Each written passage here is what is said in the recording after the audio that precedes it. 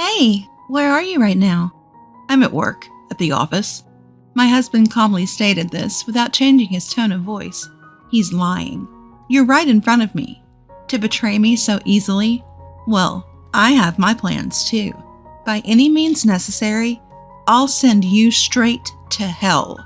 My name is Karen, 33 years old. After graduating from college, I got a job at a multinational corporation. A dream come true. Although the pay is decent, the work is tough, and international business trips are commonplace. At this rate, my job might become my lifelong partner. When I turned 29, I started feeling anxious and attended a mixer at an invitation of a friend. That's where I met my husband, Mike. Mike is the same age as me and works a regular 9-to-5 job. Unlike me, he doesn't travel for work and doesn't relocate. Because of that, inevitably, I end up earning more than him. After dating for a year, when the prospect of marriage started becoming more realistic, he said with a look of apprehension, Can I really make you happy as things stand right now? Why would you think that? Because I earn less, right? It's kind of, I don't mind it at all. I'm with you because I love you, Mike. I feel the same way, but are you really okay with me? With a look of uncertainty on his face, Mike looked at me.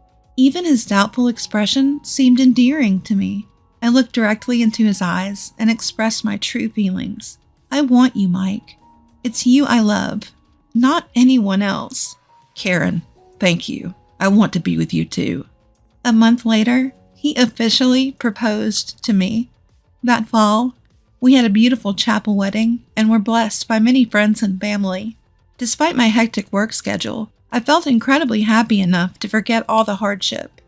Almost 2 years have passed since then. Without any issues, we have been leading a peaceful married life.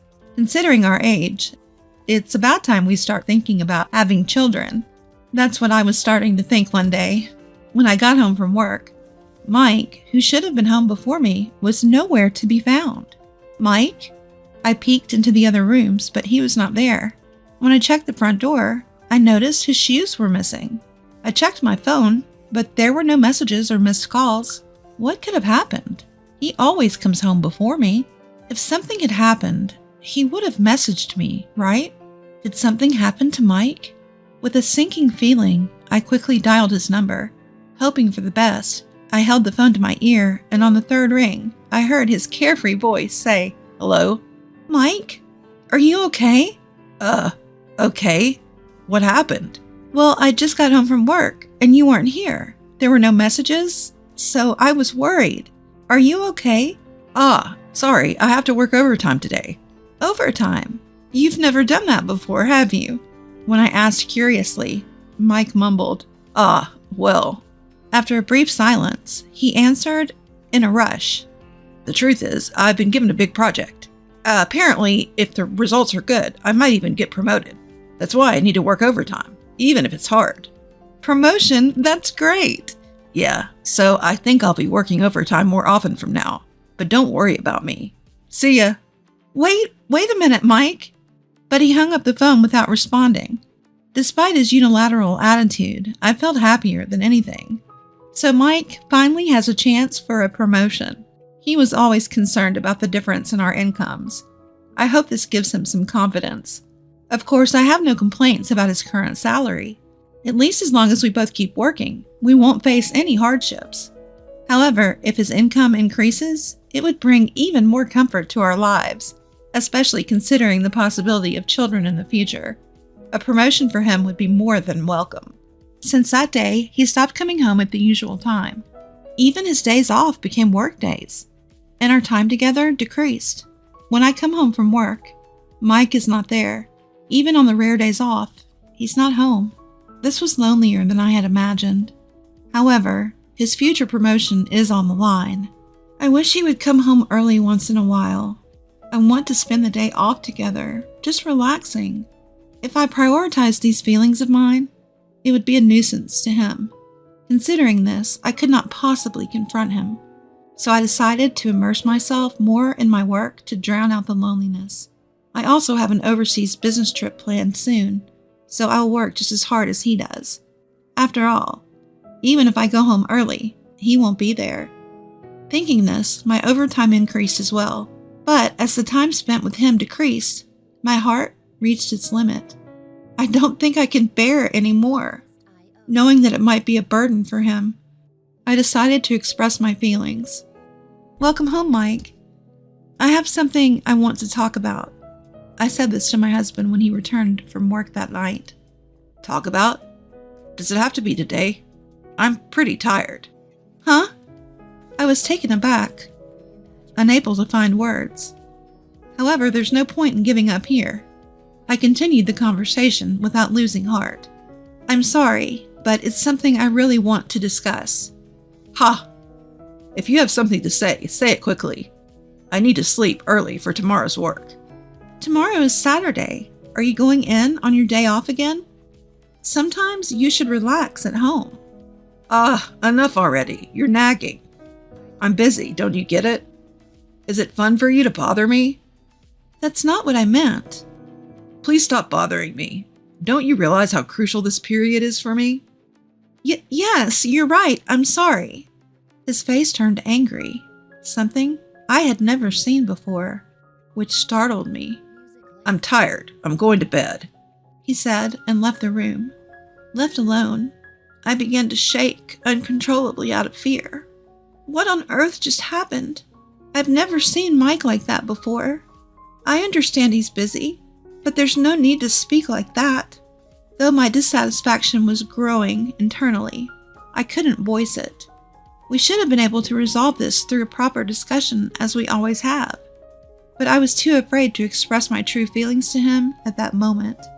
As the days for my overseas business trip were approaching, I had been working late. On this particular day, I ended up leaving work particularly late and hurried to the train station. Unfortunately, the train was delayed. The chances are slim, but Mike might have gotten home before me. Thinking so, I decided to hail a taxi. "Excuse me, could you take me to this address, please?" I gave the driver the address of my apartment, and the car started moving. During the ride home, I didn't have the energy to look at my phone, so I blankly gazed out at the scenery. Stop! Stop the car, please!" Before I knew it, I found myself shouting at the driver. I opened my eyes wide and reconfirmed the scene outside the car window. That's when I saw it. Across the pedestrian walkway, Mike was walking with a woman I didn't recognize. You've got to be kidding me. Mike, why? Weren't you supposed to be busy with work? Why are you here with another woman? Questions about my husband started to flood my mind. I wanted to believe it was a mistake, but the clothes, the height, everything matched Mike. They were blatantly exchanging a kiss on the pedestrian path. Next thing I knew, I had my phone out and was filming them as evidence of his infidelity. They continued walking arm in arm. As I was capturing the entire scene, the driver asked, "Ma'am?" His voice snapped me back to reality, and I quickly stopped recording. When I arrived home, sure enough, Mike wasn't there yet. I called him, wanting to get the truth. Only the ringing sound of the call echoed emptily from my smartphone. After a few attempts, he finally answered. "Don't keep calling me over and over. You should know I can't answer if I'm not picking up, right?" "I'm sorry, but there's something I want to ask you." "I'm working overtime. I'm sorry, but could we talk later?" "Overtime? You don't mean cheating, do you?" "What?" There was a pause. Then I heard his voice filled with anger. After a while, he let out a disgruntled sigh. "Enough of this. How can you say such a thing to your husband who's tired from work? Forget it. I'm not coming home tonight." Then he hung up abruptly. Judging by his reaction, it seemed like his affair was confirmed. A strange emotion, neither anger nor sadness, welled up within me. So he was really cheating on me. We have to talk about this. Things can't continue as they are. True to his word, Mike didn't come home that night. From the following day, he'd come home, but there would be no conversation, let alone discussion. In the end, the day of my business trip arrived first. This time, it's a 2-week trip overseas. On the morning of my departure, as I was wondering how to address Mike, he started talking to me first. Karen, you're leaving for a business trip today, right? Be careful, okay? Huh? Oh, yes, thank you. But 2 weeks is such a long time. You often go on these trips, but I still can't get used to it. And it feels lonely. Lonely? Do you really feel that way? Of course. We've been awkward around each other recently, right? I want to clear up our misunderstandings. So let's have a nice dinner when you get back. There's no way things can work out so conveniently.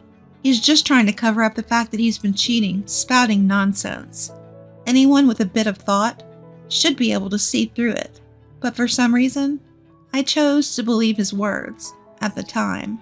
I had thought that my love for him had completely cooled off after our strained relationship recently, but it seems I can't truly hate him from the bottom of my heart. Did I mistake what I saw the other day? His smile, which I hadn't seen in a long time, was so endearing that it made me have such an illusion. I simply told him, "Let's have a proper talk when I get back," and left the house. After that, my business finished earlier than expected, so I was able to return home earlier. Since it was a sudden decision, I hopped on a plane back to New York without telling my husband Mike. Initially, I planned to contact him, but then I thought, why not surprise him by returning early, cook dinner, and wait for him? That was the plan. I arrived in New York around 11 a.m. I went straight home, arriving around 1 p.m. It was about a week since I had last returned home. At the moment I opened the door with a sense of relief, my spine froze. What? What was that? What caught my eye was a pair of light pink pumps placed at the entrance. As I stood frozen, I heard Mike's voice and a woman's voice from the living room. I tiptoed down the hallway, peeking into the living room from behind a corner. They were drinking in their underwear. The woman was the one I had seen that day. With a sweet voice, the woman started to speak. "Hey, Mike, are you really okay with inviting me over? Isn't it dangerous if your wife finds out?" Nah, it's fine. She's on a business trip abroad until the day after tomorrow. Oh, really? That's perfect timing. It's my birthday, and your wife isn't at home. Exactly. Thanks to that, I can spend time leisurely at home with you, Linda. You're staying over tonight, right? Oh, my. I love you, Mike. Thank you for the present. Mike's mistress, it seems, is named Linda. The two of them were hugging each other in their drunken state. This has to be a joke. Just because I earn more, why can he do such a thing in the apartment that I rented under my name? While fighting nausea, I recorded the cheating scene with my smartphone. When things settled down, I tiptoed back to the entrance and left the apartment.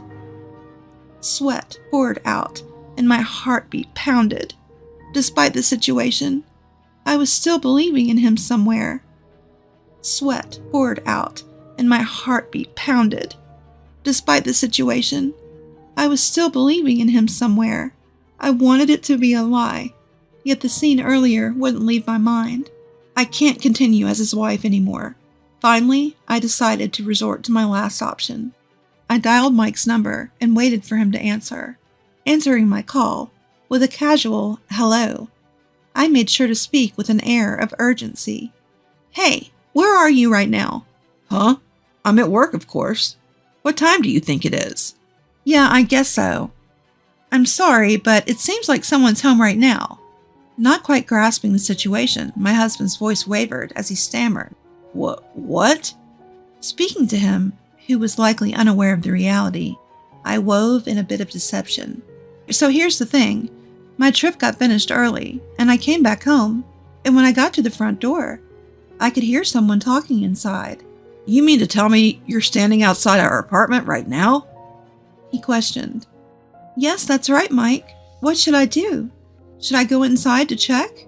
I thought I'd lay a trap for him, seeing if he was in the middle of cheating at home. Depending on his response, I hoped we could have a proper discussion and resolve things amicably. However, my expectations were dashed to the ground. In a loud voice, my husband blurted out, Could it be a burglar? Get out of there now. Leave that place immediately. In that moment, any lingering feelings I had for him vanished. So this is how easily you betray me. Rather than admitting or apologizing for the affair, he chose to continue hiding it in such a pathetic way. For now, just get to somewhere safe, he insisted before abruptly hanging up. Moments later, I called the police. Hello? Is this the police? I think there's a burglar in my house. I can hear unfamiliar voices. Yes, thank you. As I ended the call and stood waiting, 2 police officers arrived a few minutes later. I repeated the circumstances to them, and we proceeded to my apartment together. When one of the officers rang the doorbell, my husband emerged from the entrance with his eyes wide open. Well, why are the police here? Are you the resident of this house? Asked one of the officers. Yes, I am. We received a report from your wife that there might be a burglar here. A burglar? No, there's no one here. As he said this, I stepped out from behind the door. Upon seeing me, my husband muttered, Well, why are you here? His eyes darting around nervously. I apologized to the officers, saying it must have been a mistake, and sent them on their way. Glancing around inside, I saw no sign of his mistress. I guess he must have rushed her out when I called earlier. Did he still believe I was unaware of the affair? He brazenly accused me. Why did you call the police? That's so bothersome. Well, it was you, Mike, who said there was a burglar. Besides, weren't you supposed to be at work? Why are you home? Never mind, just look at this. I pulled out my phone and presented him with a video of him and his face drained of color as he watched. This is not what it looks like, Karen. This is... You're not seriously going to make excuses now, are you? A sweat trickled down his forehead. He seemed desperate to say something, yet no apology came forth. Having had enough, I coldly declared, Oh, just drop it. It's painfully clear that you're a jerk who can't even apologize in such a situation. Hey, how does it feel to lie, cheat, and then get caught? Surely you didn't think it won't happen to me, right? Well, wait, Karen. I get it. I'll apologize. Huh? Your apologies mean nothing to me now. In fact, they're worth less than nothing. Even if you apologize, I will never forgive you. I'll sue you for emotional distress, and that woman too. I hope you both rot in hell, you jerks.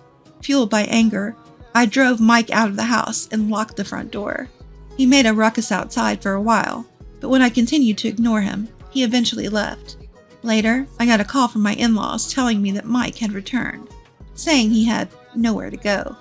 When I explained the situation to them, they were furious and had Mike write and mail the divorce papers for me.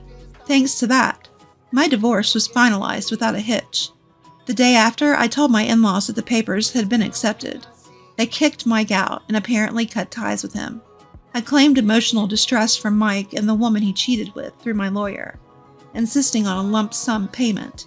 The other woman turned out to be Linda, a receptionist at the same company as him. Their affair was quickly made public within the company. Unable to bear it, Linda abruptly left the company.